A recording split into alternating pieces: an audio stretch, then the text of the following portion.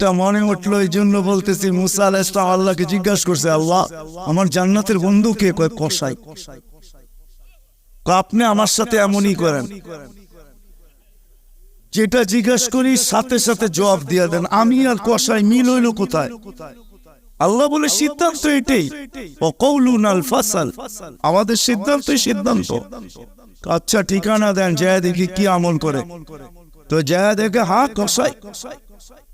সারাদিন গোস্ত বিক্রি করে যখন বাড়ি যাওয়ার পালা আসছে, তো গোস্তের একটা টুকরাকে নিয়া কিমা বানায়া পুটলার ভিতরে নিয়ে দোকান বন্ধ করতেছে। মুসা আলাইহিস সালাম বলতেছে, তোমার বাড়ি মেহমান হওয়া যাবে? অবশ্যই যাবে, কিন্তু শর্ত আছে, আমি ডাইরেক্ট বাড়ি যাব না, আমার সাথে চলো।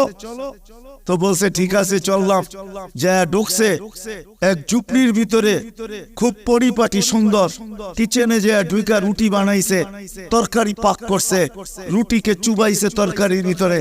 তারপরে এক খুনখুনে বৃদ্ধাকে বুকে টেক লাগায় বসাইছে, পিঠ লাগায় বসাইছে, পিঠ বুকের সাথে লাগায় বসায় নেওয়ালা বানায় বানায় খাওয়াইতেছিল। মুসা আলাইহিস সালাম দেখতেছেন, কেননা ওনার অভিজ্ঞতা ছিল খিজির আলাইহিস সালামের সাথে বেশি প্রশ্ন করা, 3 প্রশ্নই ওয়াকাউট। আল্লাহর রাসূল বলছে, লাউ সাবারা মুসা লা আলিমনা কাসীরাম মিনাল খায়র। মুসা আলাইহিস সালাম যদি আরেকটু ধৈর্য ধরতেন, তাহলে আমরা আরো তথ্য জানতে পারতাম।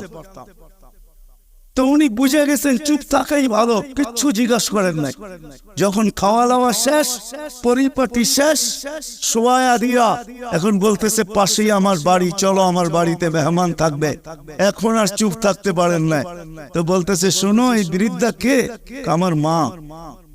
সকালে যখন যাই তো পরিপাটি করা যাই, খেদমত করা যাই, বিকালে যখন আসি তো আগে মার খেদমত করি, তারপরে নিজের ঘরে যাই।